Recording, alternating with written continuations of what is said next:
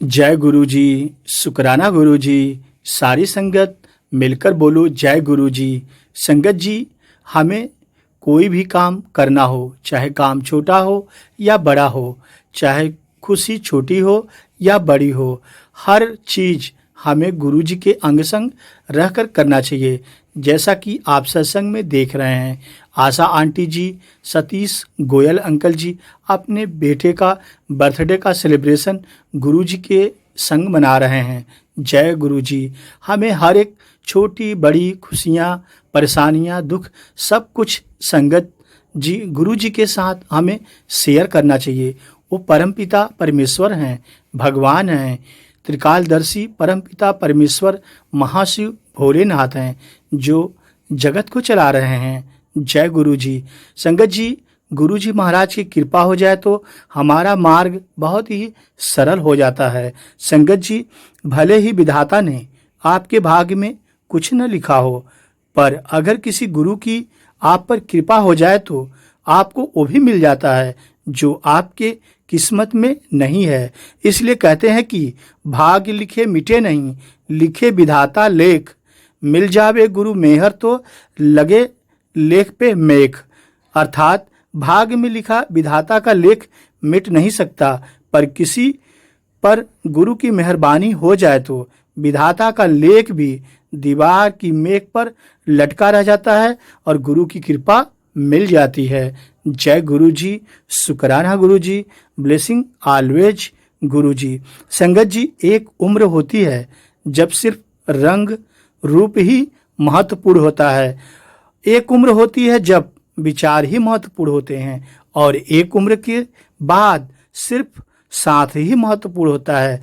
जीवन के इस सफर में कामना करें कि जो मिले उनका हाथ और साथ कभी न छूटे।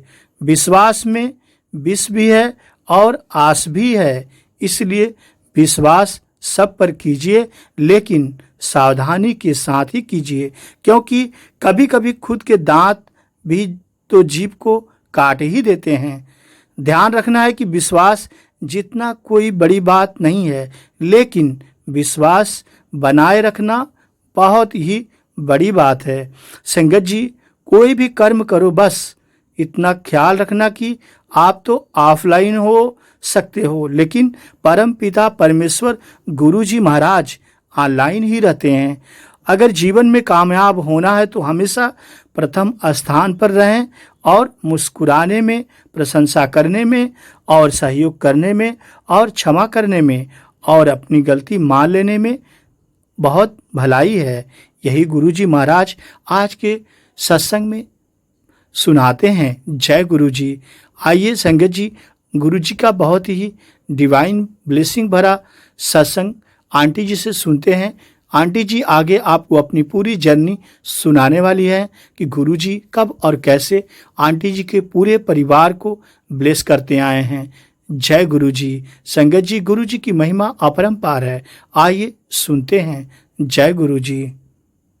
और गुरु जी के बारे में बात करने के लिए जितने भी शब्द यूज करें बहुत थोड़े हैं, क्योंकि हमको गुरु जी के बारे में बात करने के लिए किन किन वोकैबुलरीज और लैंग्वेजेस और किस किस का करे, कुछ भी मतलब पूरा नहीं कर पाएंगे हम।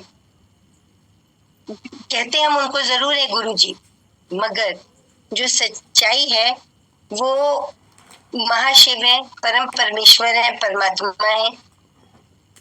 जब गुरु जी अपने फिजिकल फॉर्म में थे तब भी वो भगवान रहे हैं, मगर हम लोगों के साथ एक ऐसा संबंध उन्होंने बनाए रखा जिसमें कि हम कभी कभी तो जैसे पता चलता था कि ये साक्षात भगवान है, मगर वो फिर एक पर्दा डाल देते थे आंखों के आगे, जो उनके साथ हम बैठ के कंफर्टेबली बात कर सकते थे, जैसे आप और हम बात करते हैं। शायद वो उन्होंने इसलिए किया कि अगर हम इतने कंफर्टेबल ना हो पाते तो उनकी लीलाओं का, उनकी ब्लेसिंग्स का पूरा आनंद नहीं उठा पाते। गुरु जी तो कहते ना गुरु है, वो जानी जान है, हम लोग उनको नहीं समझ सकते, मगर एक चीज फिर बोलेंगे, हम सब गुरु के साथ जुड़े हैं। गुरु के साथ सरेंडर करना बहुत मुश्किल है, हम सब कहते हैं गुरु के आगे पूरा सरेंडर कर जाओ। हम संसारिक जीव हैं, पूरा सरेंडर करना हमारे बस का नहीं है। हाँ, गुरु जी कराएंगे तो जरूर कर लेंगे, मगर अपने गुरु पे प्यार, विश्वास, भरोसा जरूर रखिए। टोटल डेडिकेशन जिसको बोलते हैं, उनके साथ ऐसा प्यार बनाओ जैसे एक माँ का बच्चे के साथ होता है। आप देखिए, जब बच्चा छोटा होता है ना, तो माँ गोदी में किसी दूसरे की गोदी पे होता है, तो माँ जैसे ही हाथ आगे बढ़ाती है तो बच्चा अपने आप को तुरंत माँ के हवाले कर देता है। वो ये भी नहीं सोचता कि मैं नीचे गिर जाऊंगा अगर हाथ छूटा तो। क्यों? उसको पूरा भरोसा है मेरी माँ मुझे गिरने नहीं देगी।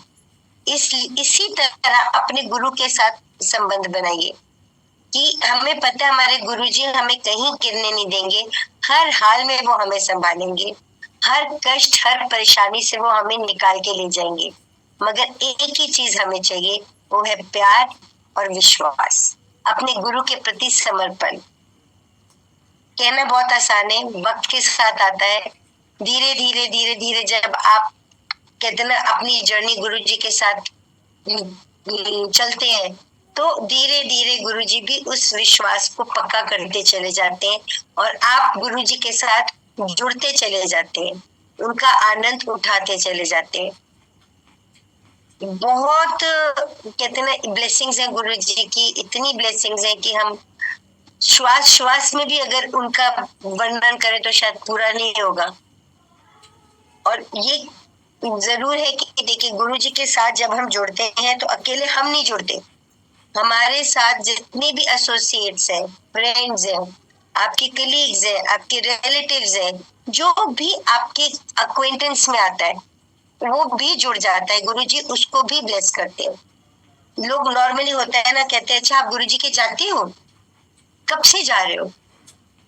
यहाँ पे आता है प्रश्न, ये कब से जा रहे हो हमें कभी नहीं पूछना चाहिए, क्योंकि गुरुजी के साथ हम कब से जुड़े हैं, कितने जन्मों से जुड़े हैं, ये किसी को नहीं पता, ये आपको हमको भी नहीं पता। हो सकता है कि आप हमसे पहले जुड़े हो। क्यों? गुरुजी के साथ हमारा जन्मों जन्मांतर का संबंध है, आज का नहीं है। आज हम गुरुजी के साथ इस परिवार में जब शामिल हुए, क्योंकि उस वक्त गुरुजी ने हमें अपनी अम्ब्रेला के नीचे बुलाया है, मगर जुड़ हम उसी वक्त गए थे जब हमने इस धरती में जन्म लिया था। गुरुजी की नजरों में, गुरुजी के छत्र छाया में हम उस पल से हैं जिस पल से हम पैदा हुए थे। तो कभी आप ये नहीं कहना चाहिए कि आप कब से गुरुजी के साथ जुड़े हैं। ये तो तय बात है कि जन्मों जन्मांतर का जो संबंध होता है वो ही गुरुओं के पास लेके जाता है। आप अपनी मर्जी से गुरु के दर पे नहीं जा सकते। ऐसे बहुत सारे किस्से हैं जब हमने देखा कि एम्पायर स्टेट के गेट पे आके संगत वापस चली गई, गुरुजी के दर्शन नहीं कर पाई। क्यों? तब गुरुजी का कॉल नहीं था। आते हम तभी हैं जब गुरुजी का कॉल होता है, जब उनका बुलावा होता है हम तभी आ सकते हैं। अपनी मर्जी से हम गुरु के पास भी नहीं पहुंच सकते। बस गुरुजी से एक ही प्रार्थना होती है, गुरुजी अपने चरणों में हमेशा बिठाए रखो, अपने आप से जोड़े रखो।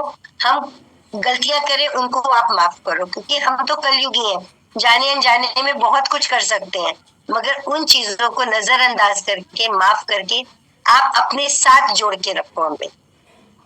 अब यही आपको एक सत्संग सुनाती हूँ। मेरे पास एक मेड थी, उसका एक लड़का था जो उसने कहीं काम पे लगाया था। तो एक दिन मेरे को कहती है, दीदी वो अपना बेटा ढूंढने जाना है, वो जिस घर में मैंने लगाया था वहां से छोड़ के भाग गया। तो अब उस टाइम इतने टेक्सावी फोन्स नहीं होते थे। मैंने उसको बोला कोई फोटो है या कुछ है तो बच्चे की दे दो, मैं अंकल को बोलती हूँ, थोड़ा कोशिश करते तुम्हारा बच्चा मिल जाए। तो उसने कहा मेरे पास उसका कुछ भी नहीं है। बात खत्म होगी। मैंने कहा अच्छा बेटा तुम जाओ, गुरुजी पे भरोसा रखो, सब ठीक हो जाएगा। वो तो चली गई। पीछे मुड़ के देखते हैं कि अंकल सामने खड़े हैं। तो जैसे मुंह से एकदम से निकल गया कि देखो अगर आप बिंदु के लिए कुछ कर सकते हो तो उसका बच्चा ढूंढ सकते हो। तो अंकल ने कुछ गलत नहीं बोला है, सच अंकल ठीक ही बोले। कि कुछ फोटो या कुछ दो तो मैं बात भी करूं। ऐसे में क्या बोलूं, बिंदु का लड़का ढूंढ दो, किसको क्या बोलूंगा? कुछ तो आईडी, कुछ तो मांगेंगे वो। तो नॉर्मली होता है ना, जब औरतों के सर पे खून सवार होता है वो कुछ नहीं सुनती, इसी तरह मेरा भी दिमाग था। मैंने कहा हाँ, किसी अमीर का बच्चा होता तो पूरी दिल्ली इकट्ठी हो जाती। उस गरीब का कौन है? वो दर दर ठोकरे खाएगी, पता नहीं मिलेगा भी कि नहीं मिलेगा। बट वही बात बुड़ बुड़ करते करते जब मैं अपनी बेटी के कमरे में गई तो गुरुजी का हाथ का दिया हुआ बहुत प्यारा स्वरूप है। तो उसको देख के, गुरुजी की तरफ देख के मैं कहती हूँ, गुरुजी आज सब कहते हैं आपको कि आप अमीरों के गुरुजी हो।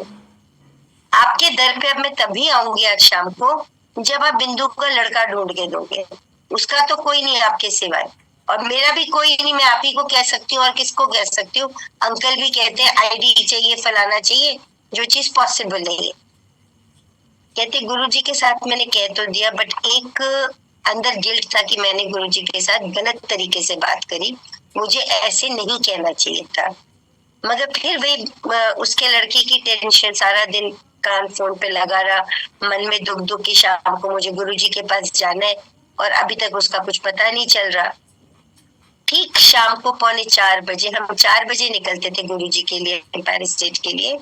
ठीक 3:45 बजे मुझे उसका फोन आता है, आंटी दीदी प्लीज आप जाके ना गुरुजी को थैंक यू कहना, सुबह से मैं अपना बेटा ढूंढ रही हूँ, मुझे उधर नहीं मिला। ऐसा था जैसे कोई मेरे बच्चे को मेरे सामने छोड़ के गया होता है। और वो अपने बेटे को लेके खूब रो रही थी। तो उसको मैंने कहा चलो ठीक है, तुम रखो, मैं गुरुजी के पास जाती हूँ, शुक्राना कर दूंगी, तुम टेंशन मत लो। फटाफट हम गुरुजी के पास एम्पायर स्टेट पहुंचे। बड़े प्यार से गुरुजी बैठे हुए थे अपने चेस्टर पे। कहते हैं नजर झुका के मैंने मत्था टेका और बैठ गई गुरुजी के पास। तो मन में एक गिल्ट कि आज मैंने गलत तरीके से गुरुजी से बात की, और साथ में ये कि मुझे उठ के शुक्राना भी करना है। तो जब उठी गुरुजी के पास पहुंची तो इतना ही बोला, मैं कहा गुरुजी बिंदु। तो गुरुजी कहते लगते दिता आंटी उदा मुंडा, सारा दिन किट किट करके मेरा सिर खा गई है। तो संगत जी आप यहाँ देखो कि गुरुजी आप कहीं भी बैठे हैं, किसी भी जगह पे हैं, गुरुजी की छत्र छाया में, गुरुजी की निगरानी में हम 24 घंटे हैं। कहने को जरूर है कि देखिए गुरुजी मंदिर में बैठे हैं, गुरुजी एम्पायर स्टेट में बैठे हैं, उनको कैसे पता कि मैं ये कह रही हूँ? नहीं, गुरुजी हर जगह हर पल मौजूद है। ऐसे एक दिन मुझे कहते ले आंटी तेरे घर आया सी, तू दरवाजा ही नहीं खोलिया। तो मैंने कहा गुरुजी मेरे को आवाज नहीं आई, कोई घंटी नहीं बजी, कुछ नहीं, मैं कैसे हो सकता है कि आप और मैं दरवाजा ना खोलूं? कहते ले मैं 3 चक्कर मार के गेड़ा मार के गया, तू दरवाजा ही नहीं खोलिया मेरे वास्ते। तो मैं सोचो में पड़ गई। फिर गुरुजी धीरे से कहते क्यों तू कपड़े धो के बाहर नहीं पाए तो? संगत जी उस टाइम मेरा दिमाग खुला कि गुरु को कहीं पहुंचने के लिए हमारी तरह कार पैर जाने की जरूरत नहीं, वो तो मिनटों सेकंडों में इधर के उधर उधर के इधर पहुंच जाते हैं। तो उन जो भगवान है, भगवान को किसी चीज की कहते हैं ना डिपेंडेंसी नहीं है, वो तो भगवान है, वो तो कुछ भी पल में कर सकते हैं। मगर हमें विश्वास रखना चाहिए कि जो हमारे लिए ठीक है करेंगे वो वही। हम जितना पहले तो हम फिर जिद करके कहते ना गुरुजी से कभी कभी मनवा लेते थे, अब गुरुजी वही करेंगे जो हमारे लिए ठीक है। ठीक है आज हमें कष्ट नहीं समझ में आता, हमें लगता है ये बहुत बड़ा कष्ट है, मगर आप एक चीज सोचो, जो कष्ट हमें बहुत बड़ा लग रहा है वो सिर्फ 10% कष्ट है। अगर इसको इंटू 90 कर लो, क्योंकि 90% जो कष्ट है वो गुरुजी खत्म कर देते हैं। तो अगर वो 90 और जुड़ जाता तो कितना भयानक कष्ट होता जो शायद हम बर्दाश्त भी ना कर पाते। अगर आप इस तरह से लेके चलेंगे तो आप कहते ना गुरु के साथ जुड़ते जुड़ते उनकी ब्लेसिंग्स का आनंद उठा पाओगे। हमें कई लोग हैं जो नहीं भी मानते, वो कहते तुम तो गुरुओं को मानती हो, तब तुम्हें कष्ट क्यों? हमारा मानना ये कि हम गुरु को मानते हैं इसीलिए इतने हल्के में निकल जाते हैं। अगर गुरु के शरण में ना होते, उनके चरणों में ना होते, तो शायद पता नहीं हमारा वजूद भी होता कि नहीं होता। इस चीज को इस तरह देखिए, क्योंकि गुरुजी हमेशा हमें ब्लेस करके रखते हैं। गुरुजी कभी नहीं चाहते उनकी संगत को कभी कोई कष्ट हो या वो परेशान हो, या अगर उनकी संगत की आंखों में आंसू आते हैं तो मानिए सबसे ज्यादा कष्ट हमारे गुरु को होता है। वो तो भाव के भूखे हैं, उन्हें हमारा प्यार चाहिए, उनका परिवार हम है। हमेशा उन्होंने एक चीज बोला, ए तुहाडा परिवार है, ए का मन है, यही ਤੁਹਾਡੇ कहते ना सब दुख सुख दिन रात निस्वार्थ प्यार जो गुरु परिवार में है वो हमें कहीं नहीं मिलेगा। ये इतना प्यारा परिवार गुरुजी हमको ब्लेस करके देके गए हैं कि शायद इसी परिवार के सहारे ही हम लोग अपने वक्त काट रहे। क्यों? जब हम अपने गुरु की ब्लेसिंग्स आपके साथ शेयर करते हैं, उनके बारे में बात करते हैं, तो हम वो मोमेंट्स रीलिव करते हैं जो हमने गुरुजी के साथ बिताए हुए हैं, तो हमारी एनर्जी भी डबल हो जाती है। तो कहते हैं ना, इसी परिवार में हमारे गुरु हैं। इसका सूत्रधार जो मेन होते हैं वो गुरु है। उस चीज को हमें रिस्पेक्ट करनी चाहिए। गुरु जी का जैसे आजकल हम देखते हैं सत्संग चलते हैं 2 घंटे 3 घंटे चलता है। कभी कभी कई संगत ऐसी होती है जो अपसेट हो जाती है, कोई मोबाइल में लग जाते हैं, कोई अनईजी हो जाते हैं कि नहीं बहुत टाइम हो गया। मगर आप एक चीज ये सोचिए संगत जी कि अगर हम ये 24 घंटे में 2 घंटे या 3 घंटे अगर अपने गुरु को दे सकते हैं तो हम अपने जीवन का कितनी ब्लेसिंग्स है जो हम ले सकते हैं। मोबाइल में करना ये सब टाइम वेस्ट है। ये सब चीजों से हमें कुछ नहीं मिलेगा। जो मिलेगा अपने गुरु के चरणों में मिलेगा। मोबाइल तो आगे पीछे भी हम देख सकते हैं। फिर आया लंगर प्रसाद। आजकल प्रसाद भी लोग कंडीशंस लेके खाते हैं। कोई कहता है जी हमें एक प्रसादा देना, कोई कहता है हमें थोड़ा देना। कभी भी लंगर को मत टोकिए, जो आता है वो खाइए। क्यों? प्रसाद हमारे गुरु की दी हुई दवाई है।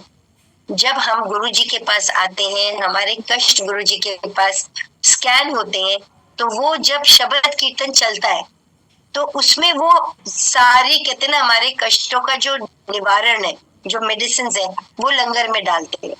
तो किसी को देखिए कोई थोड़ा लंगर आता है, किसी को ज्यादा आता है, किसी को डबल भी आ जाता है। वो गुरुजी की आज्ञा से आता है। क्यों? गुरुजी को पता है किसको कितनी दवाई देनी है। हम लोग पिक एंड चूज करते हैं तो हम उसमें अपना ही नुकसान करते हैं। इसी का एक सत्संग है। एक बार एक आंटी आई, कहते गुरुजी मेरे को बहुत तकलीफ है, उनको कुछ बैक की प्रॉब्लम थी बहुत। तो गुरुजी बोले कि चल जा लंगर करके आ।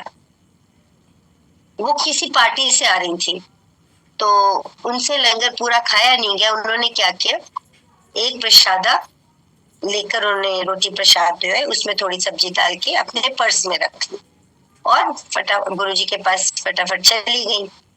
तो गुरुजी कुछ नहीं बोले।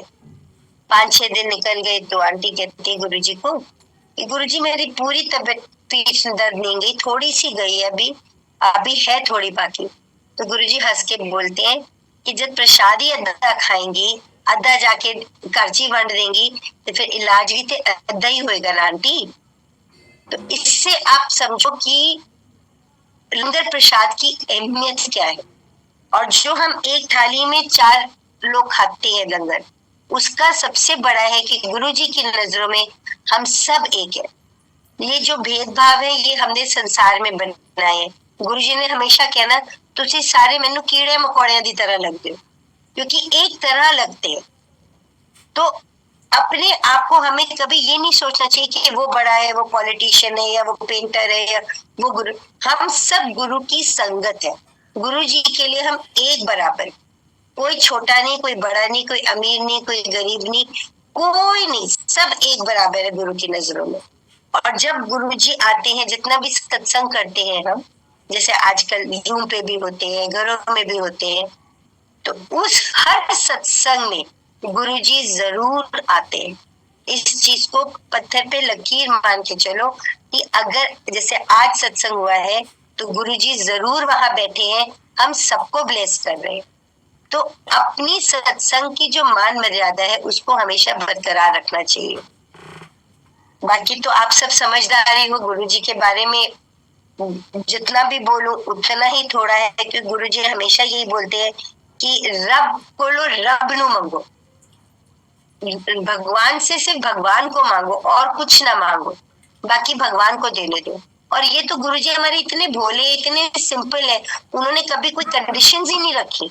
उन्होंने तो हमेशा कहा ना, भक्ति भी उन्होंने इतनी सिंपल रखी कि जिसका कोई, कहते हैं ना, सारी नहीं है। सब कहते हैं, अब गुरुजी ने के टाइम पे भी हम लोग कहते होते थे कि शिव पुराण पढ़ो, शिव पुराण पढ़ो। शिव पुराण में आज तो शिव पुराण बहुत भाषाओं में आने लगा, हिंदी में, इंग्लिश, सब में आने लगा। उस टाइम तो एक ही शिव पुराण होती थी। तो हमारे अंकल पढ़ते थे, वो बड़ी जल्दी जल्दी पेजेस पढ़ जाते थे। मेरी हिंदी कमजोर थी, तो मुझे पढ़ने में टाइम, मैं शिव पुराण पढ़ने में स्ट्रगल करती थी। मेरे से 1 या 2 पेज ही पढ़े जाते थे, ज्यादा नहीं पढ़ पाती थी, क्योंकि संस्कृत मुझसे पढ़ी नहीं जाती, हिंदी मेरी वैसे कमजोर। तो एक दिन ऐसी गुरुजी के चरणों में बैठे थे, बड़े प्यार से गुरुजी पूछते, फिर आंटी किन्नी पढ़ ली शिव पुराण? तो मैं गुरुजी को देख के मुस्कुराई, कुछ बोली नहीं। कहते क्यों, की हो गया? मैं क्या गुरुजी की करा, पर एक तो हिंदी कमजोर है, वो वैसी बोरिंग लगती है, संस्कृत मुझे समझ में नहीं आती, वो पढ़ने लगती हूँ तो मुझको नींद आ जाती है, तो मैं शिव पुराण पढ़ूं कैसे? तो मैं उठ जाती हूँ कि भगवान के आगे मैं ढोंग क्या करूं, तो मैं किताब बंद करके उठ जाती हूँ पुराण को। तो छूटते हंस के गुरुजी बड़े प्यार से कहते हैं, ਇਹਦੇ ਵਿੱਚ ਕੀ प्रॉब्लम है आंटी, जिथे परेशानी होए उथे ओम नमः शिवाय कह के उंगल फेर दिया कर। संगत जी मानेंगे नहीं, मैंने घर पहुंच के कम से कम 3 बार शिव पुराण पूरी पढ़ ली और सिर्फ ओम नमः शिवाय कह के उंगली फेरी है। और आज भी मुझसे कोई पूछे शिव पुराण में क्या है, तो वो है ओम नमः शिवाय। तो मतलब देखिए, भक्ति को भी उन्होंने कितना सिंप्लीफाई किया है। कोई कंडीशनल भक्ति नहीं है, आप जैसे भी भक्ति करना चाहो, बस अपना मन साफ रखो, जितनी देर गुरु के पास बैठो, जितनी देर भक्ति करो, उतना उनके साथ अपना डायरेक्ट कनेक्शन बनाओ। वाया वाया कनेक्शन गुरु जी के साथ मत बनाइए। आप बैठिए, मानिए, जब आप गुरु के साथ बैठेंगे, साक्षात उनसे बात करेंगे, आपको एक एक चीज का जवाब वो देंगे। पल पल वो आपको हर चीज दिखाएंगे, बताएंगे, मगर वो विश्वास आप गुरु के साथ जुड़िए। वो तो हमारे भाव के भूखे, प्यार के भूखे है। भाव से एक सत्संग सुनाती हूँ, मेरी बेटी बहुत छोटी थी उस टाइम। तो यहाँ पे सर्दियों में वो कश्मीरी आते हैं ना, वो शॉल्स वगैरह, फिरन वगैरह बेचने के लिए। तो एक हमारे अंकल के बचपन के कश्मीरी अंकल थे, वो आते होते थे। तो बेटी को एक शॉल बहुत पसंद आ गया, स्टोल था बड़ा प्यारा सा पीच कलर का। तो उसने कहा मैं ले लूं। उस टाइम वो मुश्किल से 7-8 साल की थी। तो मैंने कहा पसंद है तो ले लो। उन कश्मीरी भैया ने उसको वो शॉल दे दिया, उन्होंने पैसे भी नहीं लिए। मैं क्या 200-250 का होगा, इससे ज्यादा नहीं होगा वो। तो बात खत्म हो गई। तो हफ्ते 10 दिन के बाद गुरुजी का फोन आता है, कहते आंटी 1-2 शॉल लेके आई। तो जी गुरुजी।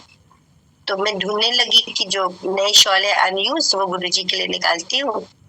तो मेरी बेटी ने बोला ये वाला तो ब्रांड न्यू है, ये तो अभी यूज नहीं किया, ये वाला देते हैं। तो कहते ना, हमारे थॉट में क्या आता है कि गुरुजी को कोई चीज देनी है तो महंगी होनी चाहिए, अच्छी होनी चाहिए, स्टैंडर्ड की होनी चाहिए। तो मैंने बेटी उसको बोला, मैंने कहा नहीं बच्चे, ये वाला नहीं देना, हम गुरुजी को ये वाला देंगे। जो मैंने 2 शॉल निकाले थे, मैंने अपने वो वाले देखे।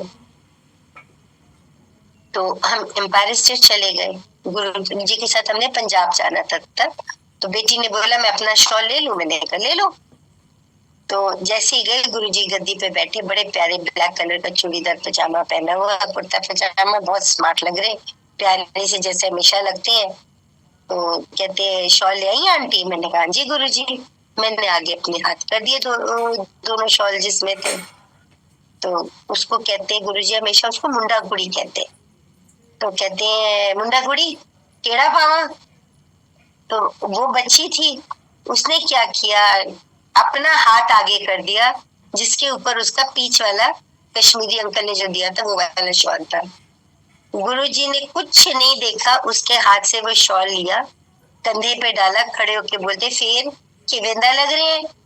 तो बड़े प्यार से उसने सिर हिला के बोला बहुत अच्छा। तो आप ये देखो, उन्होंने उस बच्चे का भाव समझा। उनको कहते हैं ना एक्सपेंसिव ब्रांडेड, चीजों से कोई लेना देना नहीं, उनको आपके भाव से मतलब है। आप जिस भाव से गुरु के आगे बैठे हो, जिस भाव से आप गुरु के साथ जुड़ रहे हो, उनको उस चीज से मतलब है। वो तो सबको देने वाले हैं। ये पैसा, शोहरत, ब्रांड्स, ये सब कितने ऐश्वर्य में तो गुरु सबको देते हैं। उनके पास इस चीज की कौन सी कमी है? तो अपना भाव जो है वो हम निस्वार्थ रखें, प्रेम भरा रखें। और कहते ना, जैसे चाय में चीनी डालते, शक्कर जितनी डालते हैं उतनी ज्यादा मीठी होती है, उसी तरह अपने गुरु के चाय के प्याले में इतनी श्रद्धा, विश्वास और प्यार का मिठास घोलिए कि आप टोटली गुरु में समा जाए। और फिर उनकी ब्लेसिंग्स का कोई अंत नहीं है। आप जितनी दूर दूर तक देखोगे, आप एक एक चीज समझ पाओगे और अपने गुरु के साथ डायरेक्ट कनेक्शन बना पाएंगे आप। बाकी ये बीमारियां क्योर करना, कोई भी परेशानियों का हल करना गुरु जी के लिए चुटकी भर का काम। कहते ना, ये हमको खुश करने के लिए करते हैं। वो उनको किसी को ये प्रूफ करने की जरूरत नहीं है कि वो क्या है। ये जब आप ब्लेस होगे, आपको खुद ब खुद पता चल जाएगा कि ये एक साक्षात परमात्मा के अलावा ये कोई भी नहीं कर सकता। मेरे father in law cancer patient थे, उनको ब्लड कैंसर था, तो कीमोथेरेपी उनकी चलती थी। तो जब हम जाते थे तो उनको गुरुजी को एक दिन पहले बोल देते थे, गुरुजी डैडी को कीमो के लिए एडमिट कर रहे। तो गुरुजी ने सिर हिला देना, हमने अगले दिन एडमिट कर देना। ऐसे 3 कीमो निकल गई उनकी। तो चौथी कीमो के लिए उनको एडमिट करना था, तो ऐसे गुरुजी को हमने बोला। तो गुरुजी के बगल में एक बैग पड़ा था जिसमें गुरुजी के स्वरूप थे। तो गुरुजी ने उसमें से मुट्ठी भर निकाले और अंकल को दिए कि घर में जाके सबको बांट दो। तो हम घर में 8 लोग थे, तो क्या देखते हैं, वो स्वरूप भी 8 ही दिए गुरुजी ने। तो हमने सबको एक एक स्वरूप दे दिया, डैडी को भी दिया। डैडी ने अपने पॉकेट के जो शर्ट की पॉकेट थी उसमें स्वरूप रखा। अगले दिन हमने उनको कीमो के लिए एडमिट कर दिया। और अंकल चले गए, डॉक्टर ने दवाइयों का लिस्ट बना दी, अंकल दवाई लेने चले गए। तो अभी दवाइयां ले ही रहे थे, तो अंकल को फोन आता है हॉस्पिटल से कि वर्मा जी आप आ जाइए, योर फादर इज नो मोर। तो अब बट नेचुरल एकदम से आप भी ठीक ठाक छोड़ के आए और एकदम से ऐसा फोन आएगा तो हाथ पैर तो कांप ही जाएंगे। फिर अंकल भागे वापस, तो क्या देखते हैं कि जो डॉक्टर्स हैं वो उनके साथ स्ट्रगल कर रहे हैं उनको वापस लाने में। आज भी मेडिकल रिकॉर्ड्स में ही is no more for almost 7 minutes. तो वो बार बार उनके हार्ट के ऊपर पंप कर रहे हैं और प्रेस कर रहे हैं, और अननोइंगली वो प्रेस किसको कर रहे हैं, वो गुरुजी के उस स्वरूप को कर रहे हैं जो गुरुजी ने 1 रात पहले दिया था। तो एकदम से ना डैडी होश में आते हैं और उन्होंने मतलब आंखें खोल दी। तो डॉक्टर्स, खैर उन्होंने फटाफट उनका वो ट्रीटमेंट शुरू किया, ड्रिप लगाई और शाम को उन्होंने डिस्चार्ज कर दिया उनको कि अभी कीमो नहीं करेंगे, अभी ये बहुत वीक है। हम घर ले आए उनको। उस दिन डैडी बहुत टाइम के बाद एक छोटे बच्चे की तरह सोए थे, नहीं तो वो रात रात जाग के काटते। तो अंकल को मैंने कहना, जाके देखो डैडी ठीक है, आज बड़ा घबराहट हो रही है ऐसे लेटे हुए में। तो डैडी बिल्कुल ठीक थे। अगले दिन सुबह जब बच्चों का टिफिन वगैरह बनाने के लिए मैं किचन की तरफ गई, तो डैडी मुझे कहते, पिंकी बेटा आज दिन में गल दस्ता। मैंने कहा हाँ जी डैडी। कहते रात को गुरुजी मेरी कैंसर क्योर कर गए। मैं कहा बहुत अच्छी बात है डैडी। कहते मेरे साथ 9 कैंसर पेशेंट्स उन्होंने और क्योर किए, और उसमें एक छोटी सी बच्ची भी है जो 9 साल की है। तो मैं कहा बहुत अच्छी बात है डैडी, आप तो ब्लेस हो गए, वो लोग भी ब्लेस हो गए जिनका गुरुजी ने कैंसर ठीक किया है। फिर शाम को जब हम पहुंचे एम्पायर स्टेट गुरुजी के पास, तो अभी हमने कार पार्क की थी, तो एक संगत में आंटी कहते, आंटी कल आए नहीं आप? तो मैं क्या, ऐसे डैडी की थोड़ी तबीयत खराब थी तो कल नहीं आ पाए। कहते तो आपको पता है कल गुरुजी ने 9 कैंसर पेशेंट्स ठीक किए हैं। तो उनकी शक्ल देख के मैं हंस पड़ी। कहते क्या हो गया? मैं कहा मुझे पता है। कहते आपको कैसे पता? मैं कहा क्योंकि उसमें मेरे डैडी भी एक थे जिनको वो कल क्योर करके गए। और संगत जी मानेंगे, उस दिन के बाद डैडी ने कीमो नहीं कराई, ब्लड टेस्ट हर महीने कराते थे वो, और इतना नॉर्मल आता था कि एक आम इंसान से ज्यादा भी मतलब नॉर्मल नहीं हो सकता, इतना नॉर्मल उनके ब्लड रिपोर्ट्स आती थी। तो ये गुरु की लीला है। अब हम ये कहते हैं कि हर चीज प्लस प्लस प्लस हो जाए, हम जो चाहते हैं वो हो जाए। जब गुरु ब्लेसिंग्स देते हैं तो कुछ वो हमारे लिए अच्छी भी होती है, कुछ हमारे लिए हमारे हिसाब से वो गलत भी होती है, क्योंकि जब जो चीज हम नहीं चाहते वो हो जाए तो वो तो फिर हम ये कहेंगे ना ऐसा क्यों हुआ, गुरु जी ऐसा नहीं होना चाहिए था, मगर वो चीज हमारे लिए हानिकारक भी तो हो सकती है। मैंने अपने फादर की डेथ गुरुजी से मांग के लिए यही कहा था, गुरुजी ठीक होना है तो बहुत ठीक करा दो, इससे ज्यादा कष्ट भोगेंगे तो भी मैं बर्दाश्त कर लूंगी, नहीं ठीक होना तो मुक्ति दे दो, क्योंकि जन्म दाता तो वो है, उनको कष्ट में हम नहीं देख सकते। और संगत जी मानेंगे नहीं, इतनी जल्दी उन्होंने अरदास सुनी, विद इन 4 to 5 hours उन्होंने शरीर त्याग दिया। तो कहने का मतलब भाव ये है कि देखिए जब हम गुरु के पास जाते हैं तो हमें ओपन माइंड से जाना चाहिए, हमेशा कुछ मांगना नहीं चाहिए, कुछ इच्छा नहीं रखनी चाहिए, बस एक ही चीज गुरु को बोलो, गुरु जी अपने चरणों में रखो, जो हमारे लिए ठीक है वो करो, क्या सही है क्या गलत है आपसे ज्यादा कोई नहीं जानता। हो सकता है कभी कभी हम प्यार में उनसे ऐसा कुछ मांग दें जो देने पे वो मजबूर हो जाए, मगर आगे जाके वो हमारे लिए हानिकारक हो, क्योंकि हमें जो दिखता है वो पर्दे के आगे दिखता है, और गुरुजी जो देखते हैं वो पर्दे से 100 कोसों दूर देख लेते हैं कि ये आगे जाके हमें कष्ट देगा। तो इसीलिए जो भी डिसीजंस हमारे हैं वो गुरुजी पे छोड़ दो। जैसे बच्चों को हम कहते हैं ना, माँ बाप डिसीजंस लेते हैं बच्चों की लाइफ बनाने के लिए, तो गुरु हमारे माई बाप है, उन पे छोड़ दे, प्रभ डोरी हाथ तुम्हारी, कि जब हमने अपनी डोरी आपके हाथ में दे दी, आप जहां मर्जी ले जाओ, हम आपके साथ हैं और बिना क्वेश्चन करे हम चलते चले जाएंगे। तो संगत जी बस एक ही चीज है, एक ही चीज बार बार कहेंगे, और मैक्सिमम सत्संग में एक ही चीज बताई जाती है कि गुरु पे विश्वास और गुरु पे सरेंडर, और गुरु जी के साथ अपना डायरेक्ट कनेक्शन बनाइए। डायरेक्ट कनेक्शन से ज्यादा सुहाना और प्योर कनेक्शन कोई नहीं हो सकता। हम ये ना सोचे कि आज पिंकी आंटी सत्संग कर रही है, नहीं, सत्संग हर एक का होता है, गुरुजी हर एक के साथ जुड़े हुए। आप 10 परिवार के लोगों से मिलो, 10 ये कहेंगे गुरुजी मेरे से ज्यादा किसी को प्यार नहीं करते, या गुरुजी मेरे से ज्यादा किसी की नहीं सुनते। कितना क्लोज कनेक्शन गुरुजी सबके साथ बना के रखते हैं, कितना अपनापन वो सबको देते हैं। इसी तरह हम अपने गुरु के साथ डायरेक्ट कनेक्शन बना के रखें तो ही गुरु की ब्लेसिंग्स का आनंद उठा पाएंगे। अब ऐसे यही नहीं कि सीरियस बात है, अब गुरु जी के साथ कितनी बार ऐसे मजाक भी हो जाते थे। एक बार जब बिल क्लिंटन सब जानते पीछे आया था और चला गया, तो उस दिन अंकल किसी मीटिंग में बिजी थे, थोड़ा लेट हो गया, तो कार बड़ी रैश चला रहे थे, तेजी से चला रहे थे, तो अंकल को मैंने कहा कार थोड़ा धीरे चलाओ, एम्पायर स्टेट जाना है, थोड़ा संभल के चलो, इतनी रैश मत चलाओ। तो अंकल बोले कि नहीं नहीं बहुत देर हो जाएगी, जब तक हम जाएंगे गुरुजी तो प्रसाद देना शुरू कर देंगे। तो कहते ना वो लेडीज को एक आदत होती है, तो मैंने हल्के से अंकल को ताना मारा, अगर इतना ही था तो जल्दी आ जाते, आप कोई बिल क्लिंटन थोड़ी ना जो आपके लिए सड़कें खाली मिलेंगी आपको।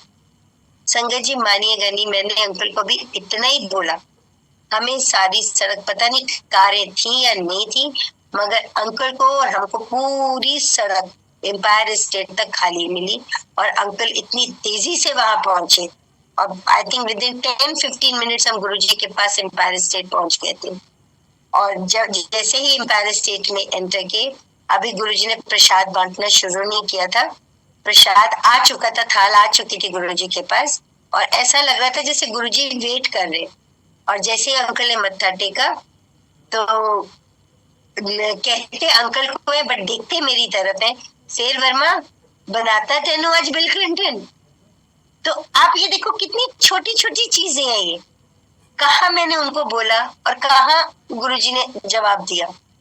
इसी तरह जब हम सत्संग पे जाते हैं तो नॉर्मली कईयों से सुना है कि आंटी मेरी फैमिली है, बच्चे छोटे हैं, मुझे घर में छोड़ के आते हैं, बहुत मुश्किल हो जाता है, यहाँ 2-2 घंटे 3-3 घंटे लगता है।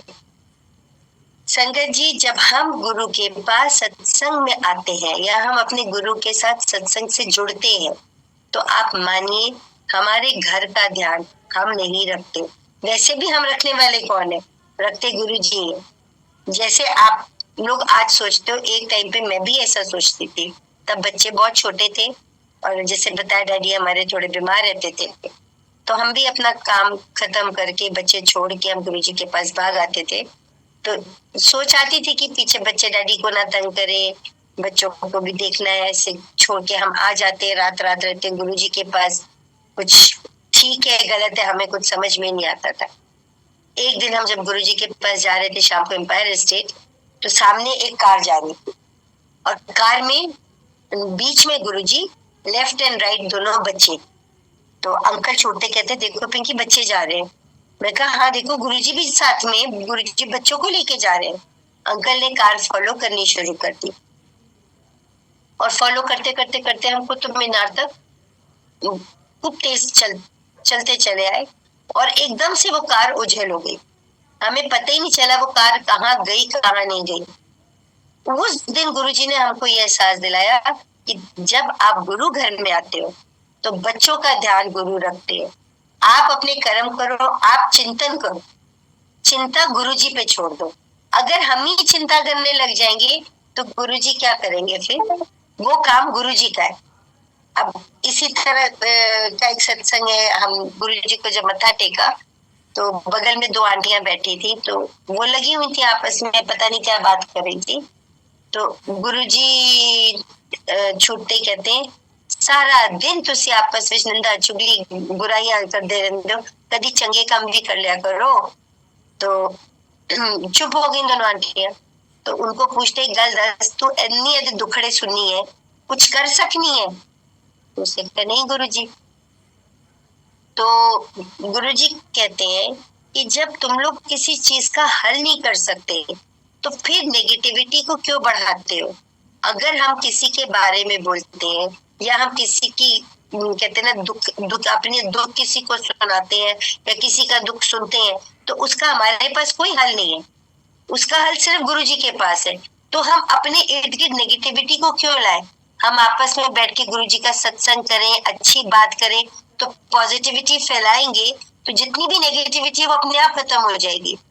तो गुरुजी का कहने का भाव यही था उस टाइम कि तुम लोग चिंतन करो, अच्छी बातें करो, अपने इर्द गिर्द नेगेटिविटी को मत आने दो। मैं तुम्हारी चिंता मेरे हवाले, मैं अपने आप सब कुछ ठीक कर दूंगा। जैसे जैसे कहते हैं ना हम गुरुजी के साथ जुड़ते जाएंगे वैसे वैसे हमारी स्कैनिंग होती जाएगी और जो हमारी परेशानियां पहले ठीक होने वाली है वो गुरुजी पहले ठीक करेंगे। हो सकता है हमारे लिए कोई परेशानी बहुत ज्यादा परेशानी वाली हो, बट उसका इतना इम्पैक्ट खराब ना हो, कोई ऐसा हो जो हमें दिख नहीं रही है वो हमारे जीवन को ही तोड़ जाए। तो गुरुजी जो खराब वाली है उसका पहले क्योर करेंगे, दूसरी वाली बाद में देखेंगे। तो ये डिसीजन गुरुजी पे छोड़ देते हैं ना, अपना जीवन गुरु के हवाले कर देते हैं और फिर उसका आनंद उठाते हैं। इतना प्यारा सत्संग चलता है, सत्संग में बात करते हैं, इतनी पॉजिटिविटी मिलती है, इतनी अच्छी एनर्जी मिलती है। तो हम इसी को स्प्रेड करें, अपने परिवार को बढ़ाएं, तो गुरुजी की ब्लेसिंग्स और डबल ट्रिपल अपने आप होती चली जाएंगी। सत्संग का तो कोई अंत नहीं है, सत्संग तो बहुत कर सकती हूँ, बट वही है टाइम कंस्ट्रेंट की बात है। आई थिंक मेरा यहीं पे स्टॉप कर दूं, फिर नेक्स्ट टाइम जब गुरुजी महाराज हुक्म देंगे तब करेंगे। शुक्राना, जय गुरुजी। जय गुरु जी आंटी, शुक्राना गुरु जी महाराज का, शुक्राना मालिक के आप आंटी को लेके आए, इतने प्यारे सत्संग सुनाए। आंटी आप थोड़ा और सुनाना चाहते हैं तो आप सुना सकते हो। जय गुरु जी, आपके ऊपर। जय गुरु जी आंटी। सत्संग तो आंटी बहुत है, अब मैं आपको सुनाती हूँ। मेरी एक प्रेस करने वाली थी, अभी भी है वो, तो वो गुरुजी को वो भी बहुत मानती थी। तो ऐसे ही उसको जब जहां वो रहती थी बीच में रेलवे लाइन पड़ती थी, तो वो रोज रेलवे लाइन क्रॉस करके जाती थी। तो पता नहीं एक दिन मुझे कहती है कि भाभी मैं सोच रही हूँ कि मैं ना घर बदल लूं, मैं वहां पे कंफर्टेबल नहीं हूँ। तो बोला कि देख लो बेटा, जैसा ठीक समझो करो। तो एक दिन रेलवे लाइन जब क्रॉस कर रही थी, पता नहीं उसके दिमाग में क्या था या किन थॉट्स में थी, एकदम से चलती ट्रेन एकदम से शूट की और संगत जी विश्वास करिए, she hit herself with the train. अगर चलती ट्रेन से इतनी स्पीड में कोई हिट होता है तो सबको पता है कि कोई नहीं बच सकता। ठीक है, उसने कष्ट जरूर 5-6 महीने बहुत भोगा, बट आज भी वो फर्स्ट क्लास है, ठीक है। और वही टाइम याद करती है कि दीदी चलती ट्रेन से अगर मेरे को टक्कर लगी थी तो कोई बहुत बड़ा कष्ट था जो गुरुजी मुझे बचा के लेके वापस आए। तो कहते हैं ना कि गुरुजी हर जगह हमारे साथ है, हाथ हमारा पहले ही आगे रख देते हैं। ऐसे एक हमारे आर्किटेक्ट फ्रेंड है, उनका डाइवोर्स हो चुका था और वो उनके ऑफिस में एक इंटीरियर डिजाइनर थी, वो पंजाबी थी और आर्किटेक्ट जो है वो जैन है। तो वो एक दूसरे से शादी करना चाहते थे, तो उनके घर वाले मानते नहीं थे शादी के लिए। तो बहुत टाइम 2-2.5 साल निकल गए, कन्विंस नहीं कर पा रहे थे। तो एक दिन ऐसी जब बड़े मंदिर में हम गुरुजी के साथ खड़े थे तो उनका फोन आया कि कहाँ हो आप लोग। तो हमने कहा ऐसे ऐसे बड़े मंदिर में है। तो उन्होंने कहा हम आ जाएं। हमने कहा आ जाओ, बड़ा मंदिर तो खुला है। आज टाइमिंग्स है, उस टाइम तो संगत जी कोई टाइमिंग नहीं होती थी, हम रात के 2-2 बजे 3-3 बजे भी बड़े मंदिर में होते थे। तो तब तो गुरुजी भी पास में थे, तो हमने कहता आ जाओ। तो जब वो आए, मत्था टेका गुरुजी के आगे, तो गुरुजी वैसे पूछने लगे क्या करते हो, कहाँ रहते हो, सब कुछ। तो उनको कहते हैं शिवलिंग के ऊपर ना एक लाल रंग की लाइट है, जो मंदिर का शिवलिंग है उसके ऊपर एक रेड लाइट है। कहते हैं ऐसा कर जाए, एदे उत्ते बड़ी स्टाइलिश जी रेड लाइट लगा दे, फिर देख तेरा ब्याह किवें हुंदा है। हमने गुरुजी को कुछ नहीं उसके बारे में बताया हुआ था और संगत जी उसने भी पता नहीं कहाँ से ढूंढ के बड़ा प्यारा, कहते ना कौन शेप की वो रेड लाइट कहाँ से ढूंढ के लाया, हमें नहीं पता, गुरुजी को ही पता है। और आज उसने वो रेड लाइट लगाई है, हफ्ते के अंदर उसका प्रपोजल फाइनल हो गया और 15 से 20 दिन के अंदर उसकी शादी होगी। आज वो हैप्पीली मैरिड है, 2 बच्चों का फादर हुए वो। तो कहते देखिए गुरुजी के उपाय कितने छोटे छोटे होते थे। ऐसे मेरे पास एक अकाउंटेंट था, वो चार्टर्ड अकाउंटेंट के पेपर दे रहा था, 4 साल देता रहा, लगातार क्लियर नहीं कर पाया। तो एक दिन गुरुजी मुझे घर छोड़ने के लिए आए, मेरा सौभाग्य था वो। तो गुरुजी को हमने कहा गुरुजी अंदर चलिए। जब गुरुजी घर पे बैठे तो हमने पूछा गुरुजी क्या लेंगे। तो गुरुजी कहते हैं आंटी कोल्ड ड्रिंक मांगा। तो हम उस टाइम संगत जी कोल्ड ड्रिंक घर में रखते नहीं होते थे, क्योंकि मेरी बेटी का गला बहुत खराब रहता था, मतलब समझे 12 महीने एंटीबायोटिक्स पे ही रहती थी। तो हम उसकी बच्ची छोटी थी तो बच्चों का मन ललचा जाता तो हम मंगाते ही नहीं थे, रखते ही नहीं थे। तो उस टाइम वो अकाउंटेंट था, तो मैंने कहा सुरेश ऐसा कर बेटा, मार्केट जाके फटाफट कोल्ड ड्रिंक लेके आ। उसको भी छोटी मोटी कोल्ड ड्रिंक नहीं नजर मिली, उस 2 लीटर की बोतल मिली और वो फटाफट लेके आया। तो गुरुजी जहाँ बैठे थे उसी के पीछे गुरुजी की अलमारी, जहाँ गुरुजी का हम सब सामान बर्तन वगैरह रखते थे, गुरुजी की बैक वाली अलमारी में था। तो वो गुरुजी को तो नहीं हमें ला सकते, उनको तो ना कहेंगे गुरुजी मुझे बर्तन निकालने।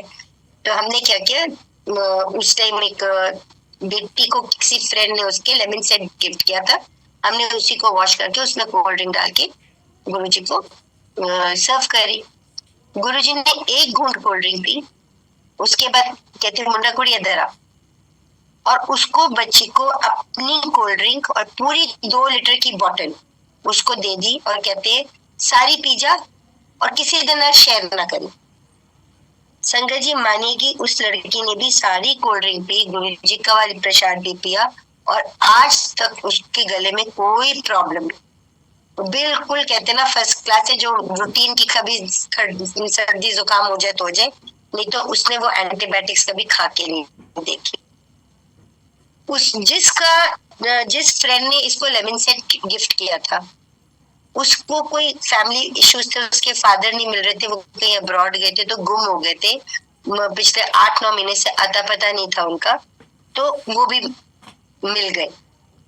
जो अकाउंटेंट था जो कोल्ड ड्रिंक लेके आया था, उस साल उसने अपने सीए का एग्जाम भी क्लियर कर लिया और आज वो फर्स्ट क्लास सीए बना, प्रैक्टिस कर रहा है।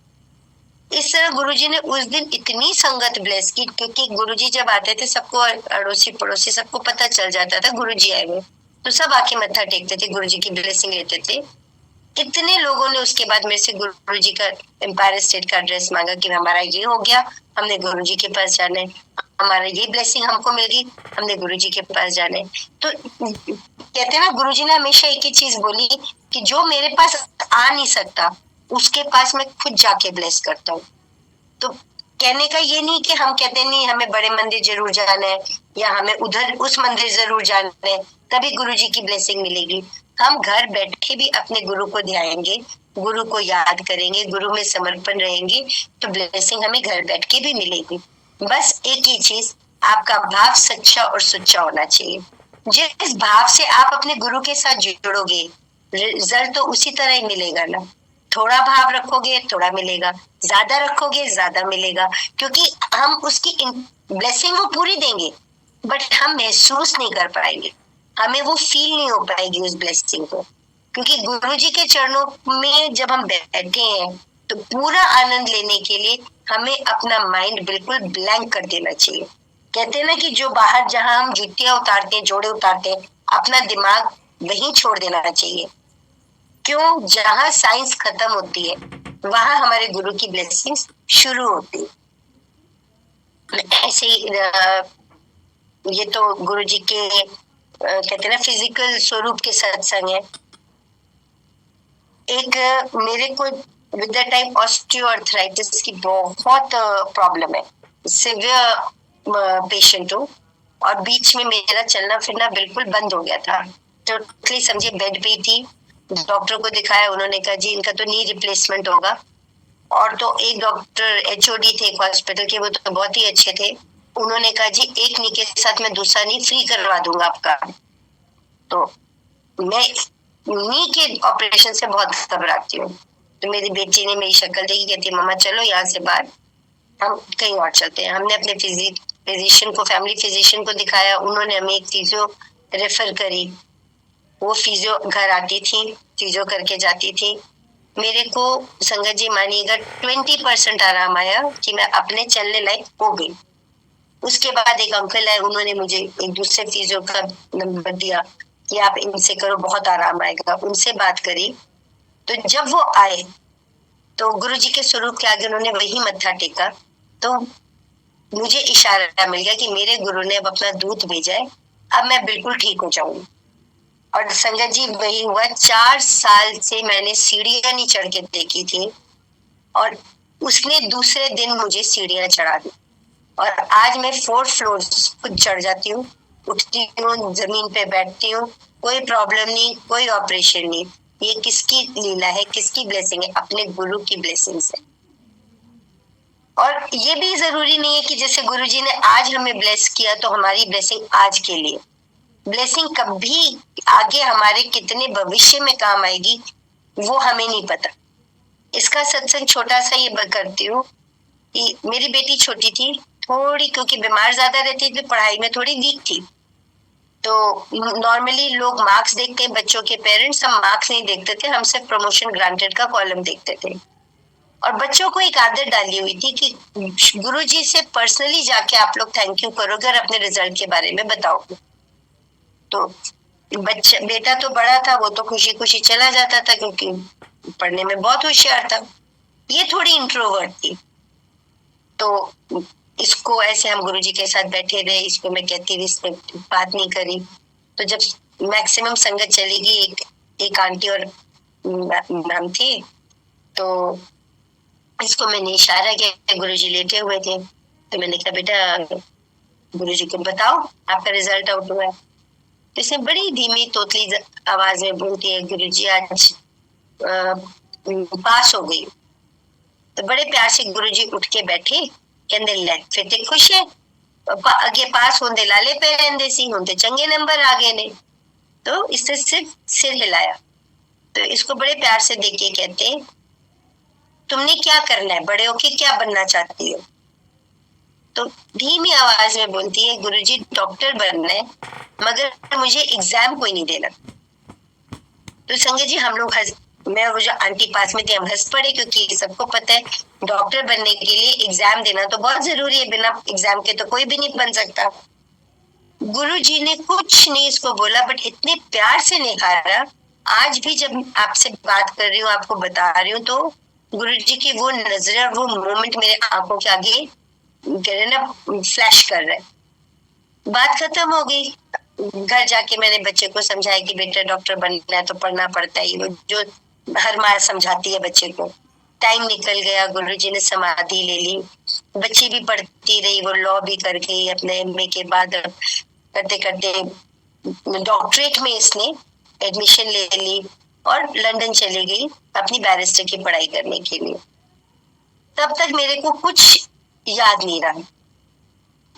संगत जी मेरा ये जो सत्संग है कब मेरे दिमाग में फ्लैश करता है, जब इस बच्ची को डॉक्टरेट की डिग्री अवार्ड हुई 2 साल पहले। जिस टाइम इसको डिग्री अवार्ड की जा रही थी तब वो जो मोमेंट था जब गुरुजी ने इसको निहारा था बड़े प्यार से और इसने कहा था गुरुजी मुझे डॉक्टर बनना है मगर एग्जाम नहीं देना। वो चीज वक्त कहते उस टाइम फ्लैश किया कि गुरुजी आपने कब इसको ब्लेस किया था। आज ये लड़की डॉक्टर बन गई है बिना किसी एग्जाम दिए। नो डाउट उसने थीसिस भी लिखी, वाइवास भी किए, उससे मैं ख्याल एग्जाम देने से ज्यादा कठिन था वो रास्ता, मगर आपकी ब्लेसिंग से वो ये सारा सफर तय कर गई और आज वो डॉक्टर प्रियम वर्मा है। तो देखिए गुरुजी ने कब उसको ब्लेस किया, जब वो छोटी थी। उसको शायद इतना मतलब भी नहीं पता होगा डॉक्टर का कैसे बनना है, क्या है क्या नहीं है, और डॉक्टर बिना एग्जाम के भी बन जाते हैं ये भी उसको नहीं पता होगा। इनफैक्ट उस दिन मैंने रियलाइज किया कि बिना एग्जाम के भी डॉक्टर कैसे बनते हैं। तो गुरु की ब्लेसिंग देखिए कितनी लंबी कितनी आगे तक है, हम नहीं पार पा सकते।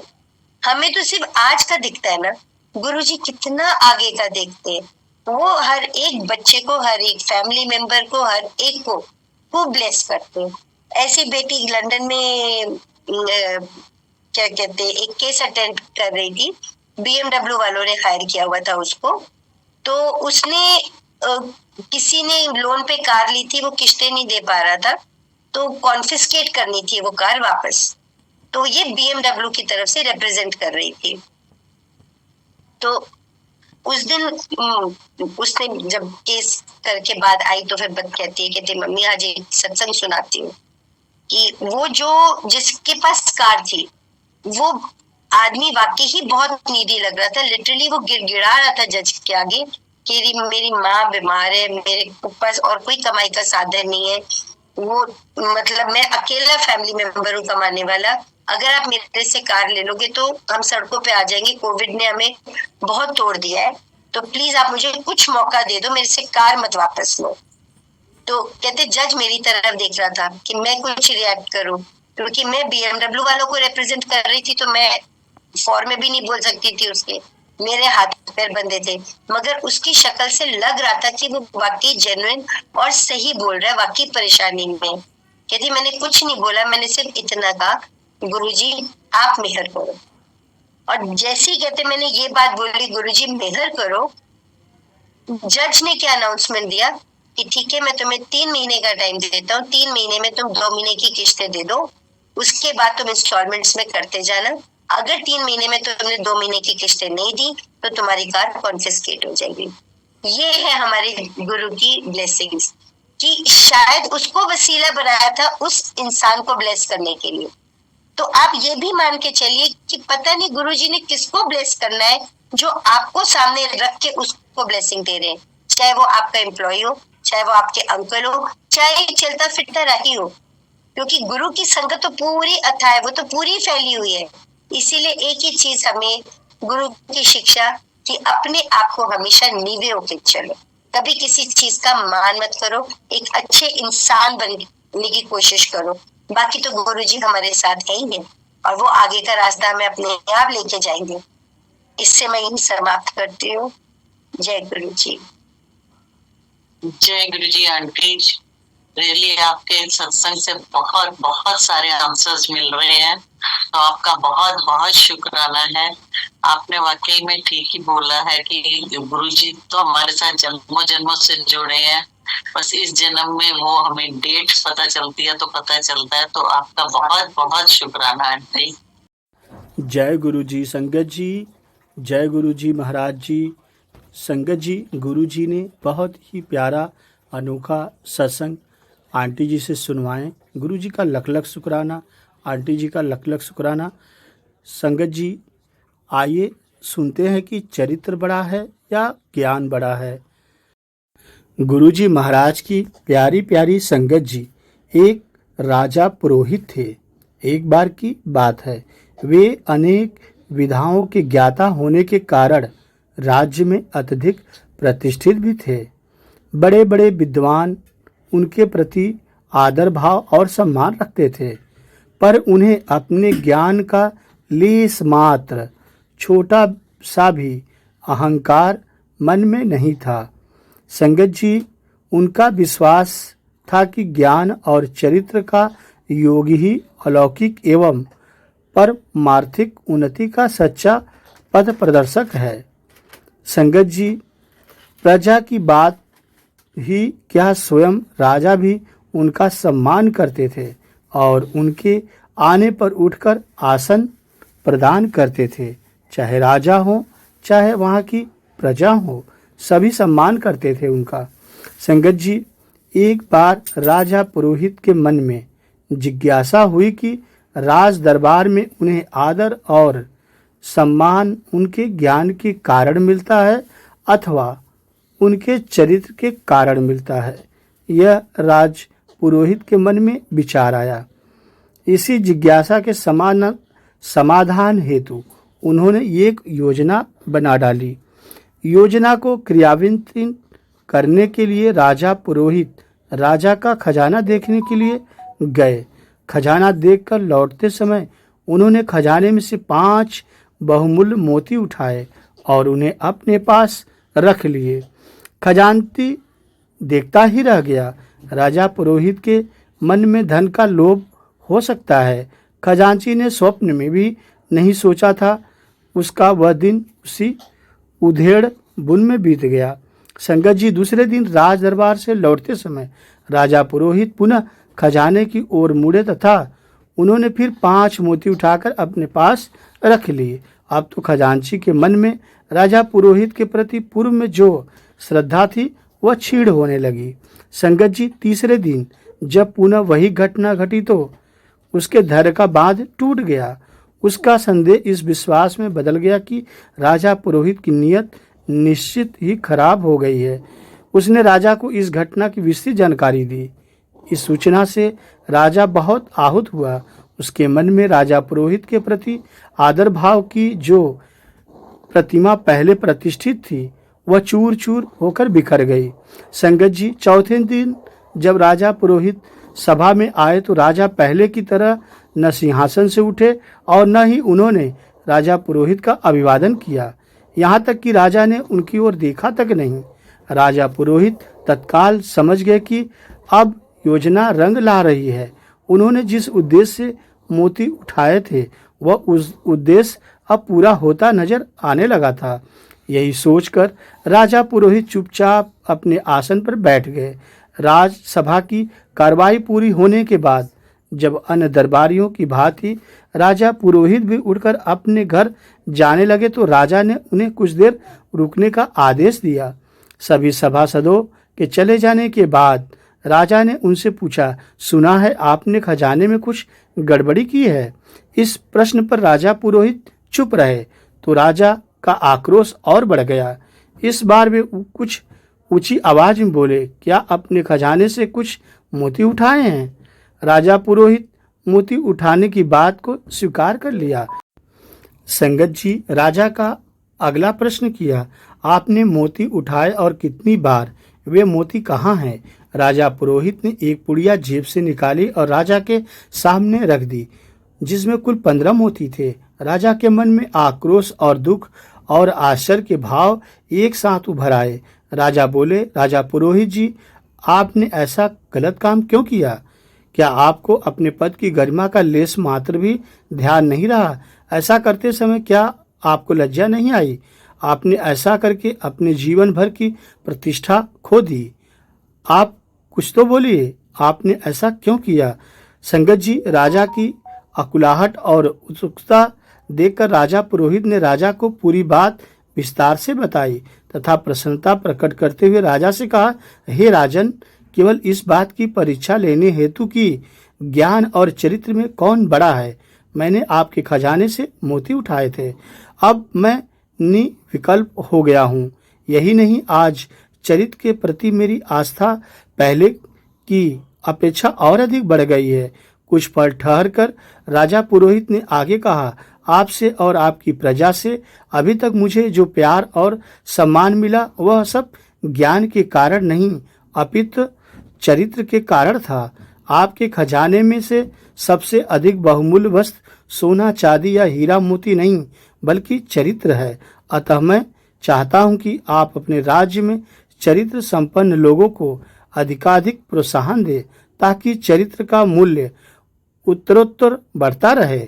कहा जाता है, धन गया कुछ नहीं गया, स्वास्थ्य गया तो कुछ गया, चरित्र गया तो सब कुछ गया। जय गुरु जी। ब्लेसिंग ऑलवेज गुरु जी। संगत जी, सत्संग को शेयर कीजिए ताकि और भी संगत गुरु जी की ब्लेसिंग सुन सके। जय गुरु जी।